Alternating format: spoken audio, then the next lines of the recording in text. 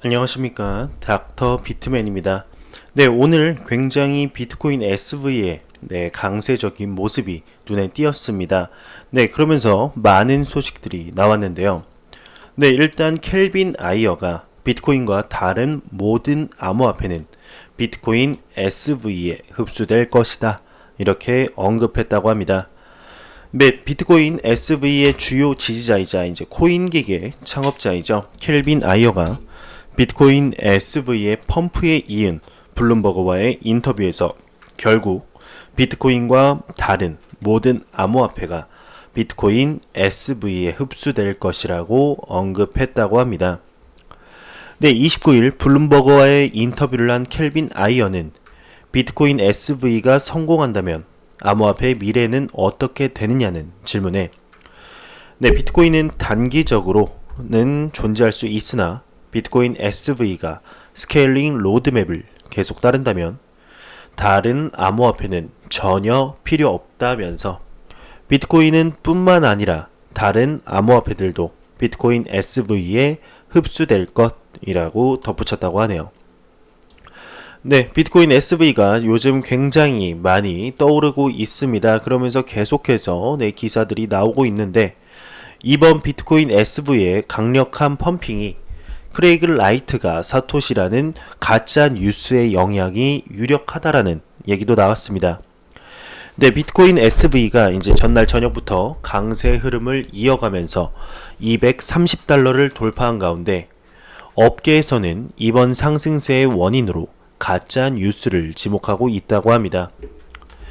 네, 중국 유명 투자자 왕 버는 본인의 트위터를 통해서 비트코인 SV가 강세 흐름을 나타내기 1시간 전 중국 커뮤니티 중심으로 가짜 뉴스가 확산되기 시작했다며 전혀 근거가 없는 가짜 뉴스이지만 중국 투자자들을 속일 만큼 교묘하게 거의 완벽하게 편집이 되었다고 지적했다고 하네요.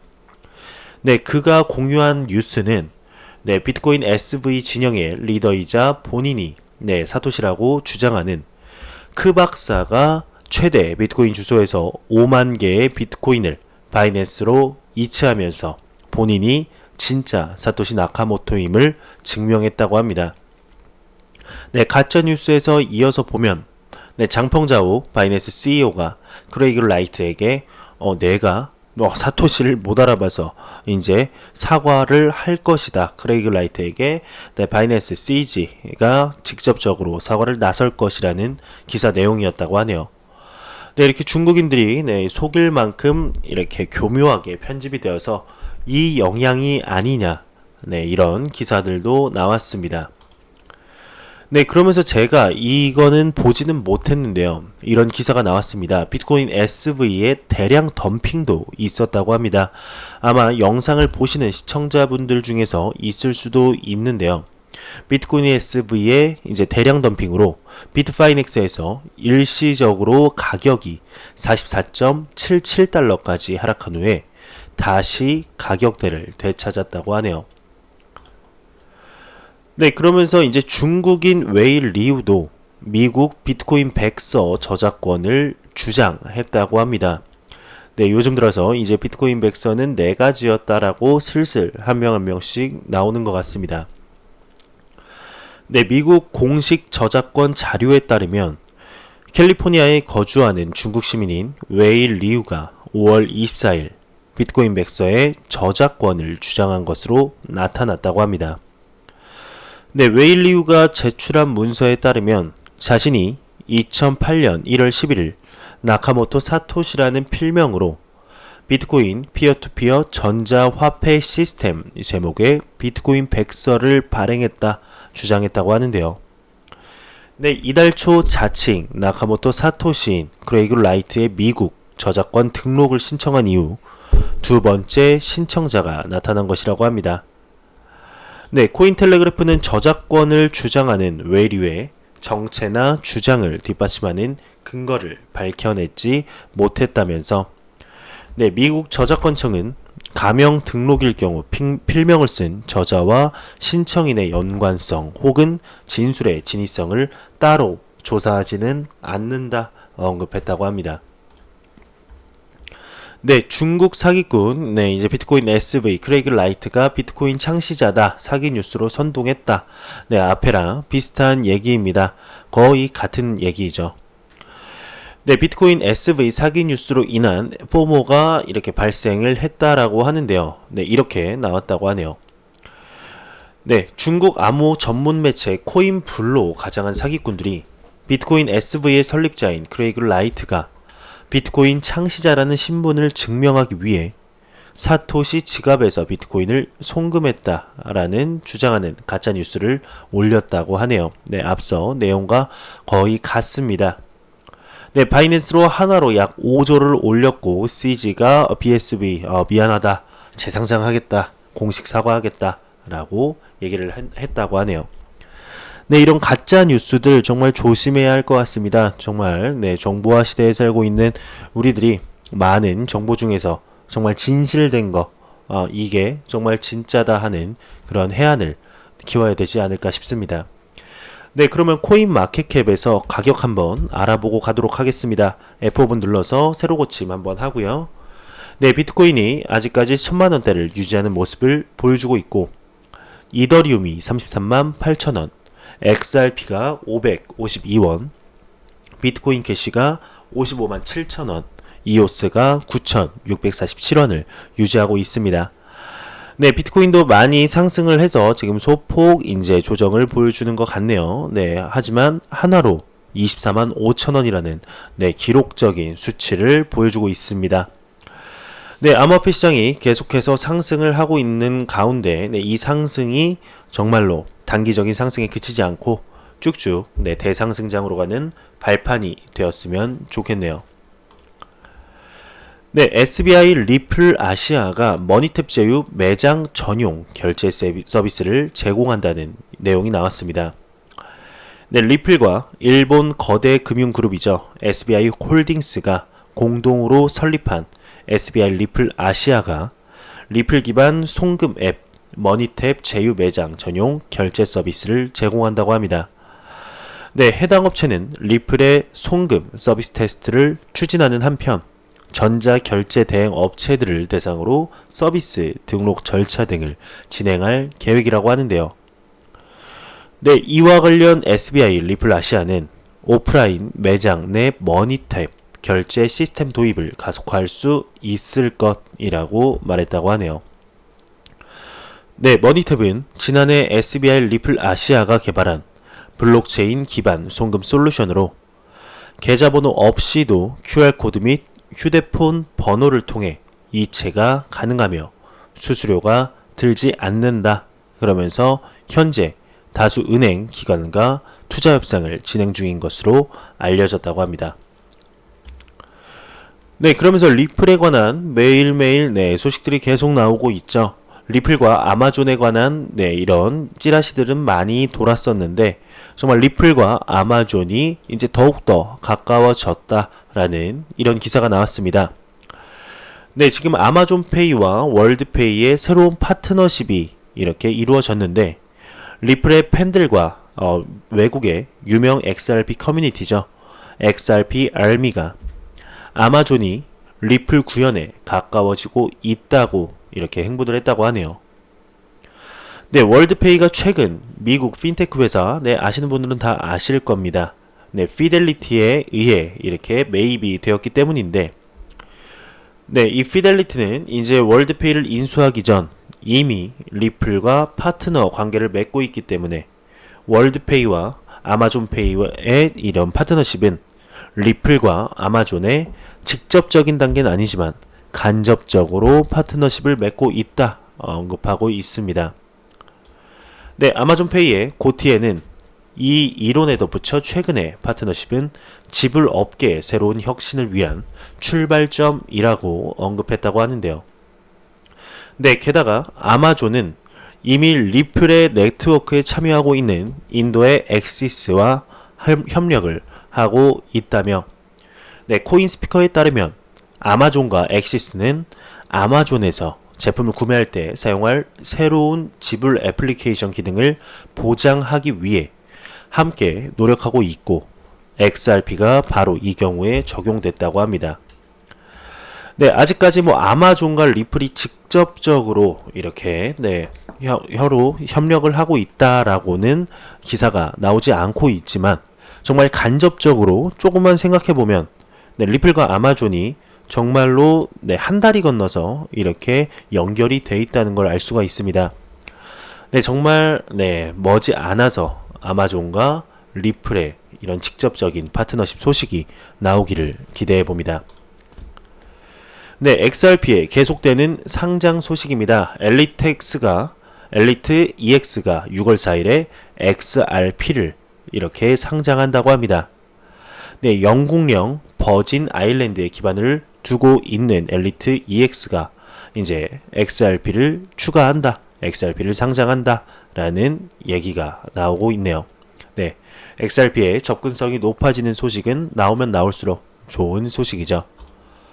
네, 그러면서 1.87억 달러, 87억 XRP 규모의 대량 이체가 발생을 했다고 합니다. 네, 말이 꼬이네요. 네, 암호화폐 트랜잭션 추적 사이트 웨일 얼레트의 공식 트위터 계정에 따르게 되면 리플이 이제 1.87억 XRP 약 8,600만 달러가 14개 주소로 이체됐다고 하네요. 네, 과연 이 소식이 XRP에 어떤 영향을 미치게 될지 한번 지켜보도록 하겠습니다. 네, 암호화폐 시장이 계속해서 상승을 하면서 1일 이더리움 거래량 또한 100만 건에 육박을 하고 있다고 합니다. 네, 시가총액 300억 달러 하나로 약 35조가 넘는 두 번째로 큰 블록체인 기반 플랫폼 이더리움 네트워크에서 처리되는 1일 거래 건수가 크게 증가했다고 하는데요. 네, 보도에 따르게 되면 2019년 5월 27일 선도적인 스마트 계약 플랫폼인 이더리움에 94만 2천 건 이상의 거래가 등록되었다. 그리고 5월 29일 이더리움 블록체인 97만 7천 건 이상의 이더리움 트랜잭션을 처리했다고 합니다. 네, 다음 소식입니다. 탐 리가 비트코인 1만 달러를 돌파해야 진정한 포모 효과가 온다라고 언급했다고 하는데요.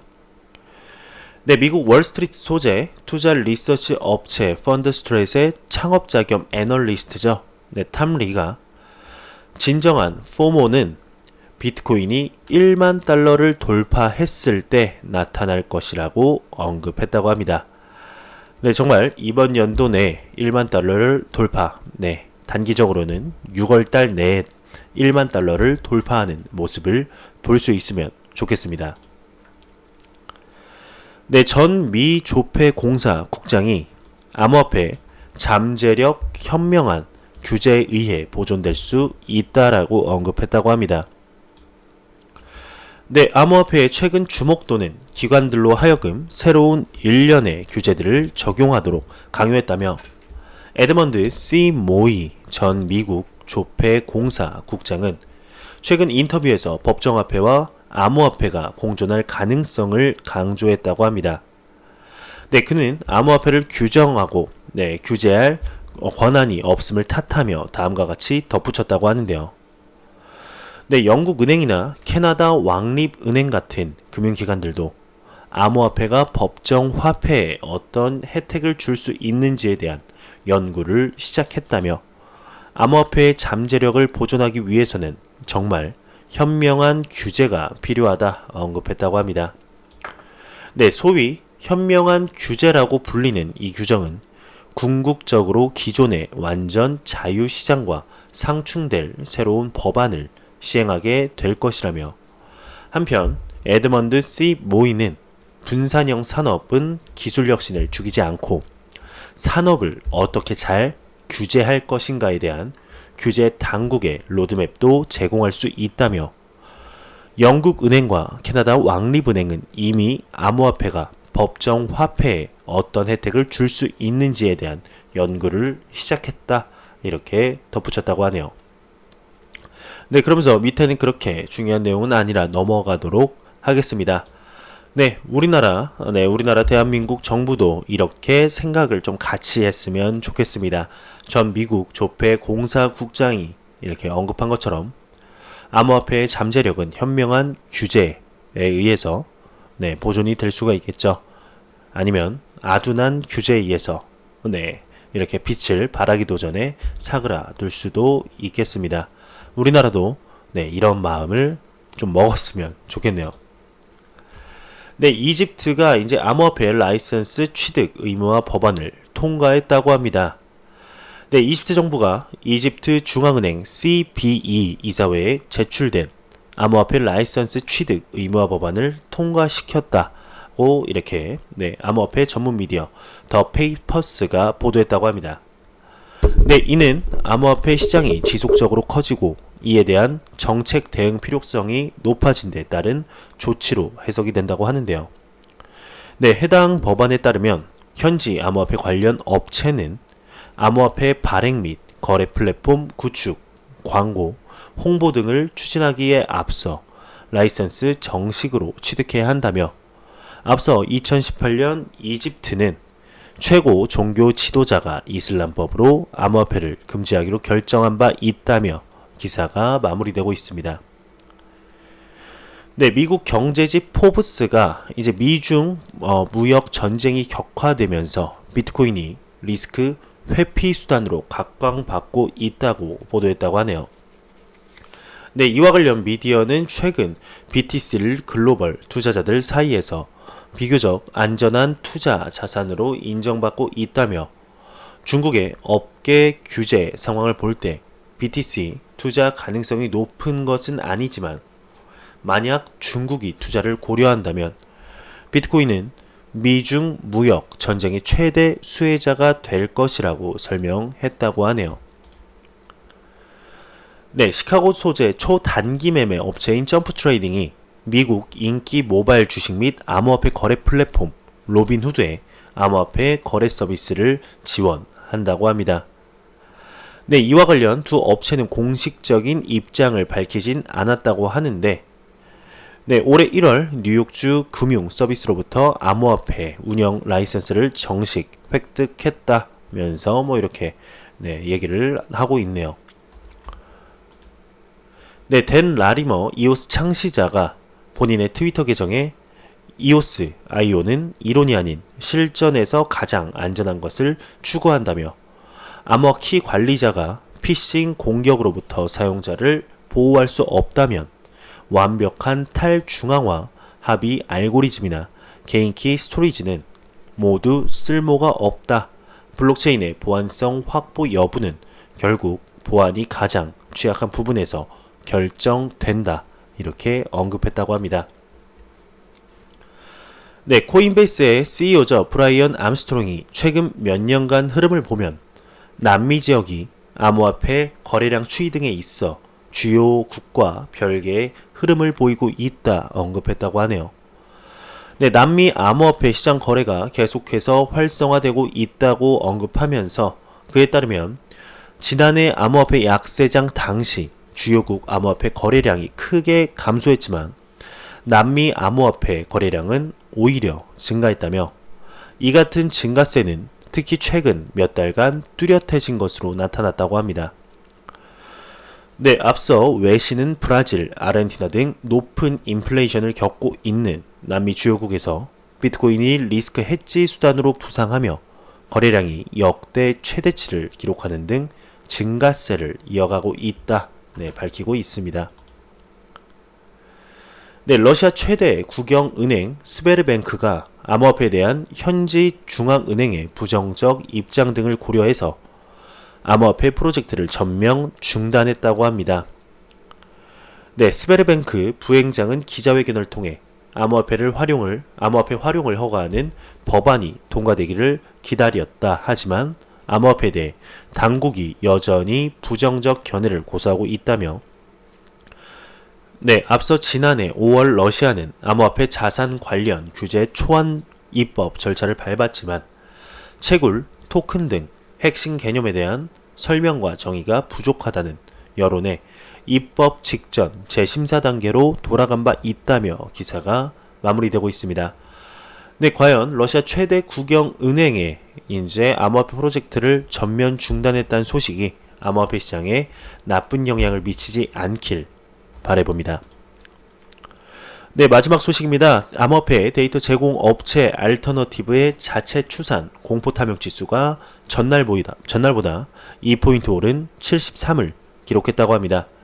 네, 이는 투자자들의 투자 심리가 전날보다 강화됐음을 나타내는데요. 네, 아직까지는 탐욕 단계를 유지했다고 합니다. 네, 혹시 모르는 분들이 있을까봐 다시 한번 말씀을 드리게 되면 0에 가까울수록 극단적인 공포, 100에 가까울수록 극단적인 낙관입니다. 73이면 네, 암호화폐 시장 투자하기 나쁘지 않다라고 대체적으로 생각을 하고 있는 것 같네요.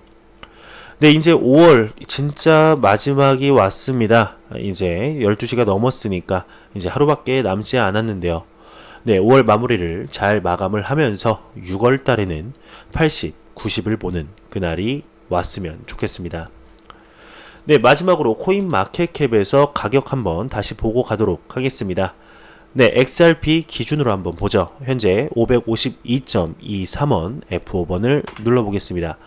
네, 552.92원, 0.6원. 네, 올랐네요. 그래도 오른 게 어딜까요? 네, 지금의 암호화폐 상승이 정말 소폭 상승과 끝이 아니라 계속해서 상승을 하는 모습을 보여주었으면 좋겠네요.